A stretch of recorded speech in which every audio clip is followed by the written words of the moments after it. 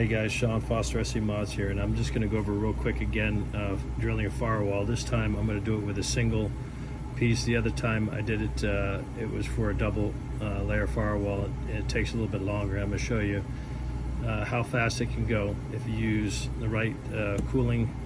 Windex, believe it or not, works super well to cut and to keep the bit cool.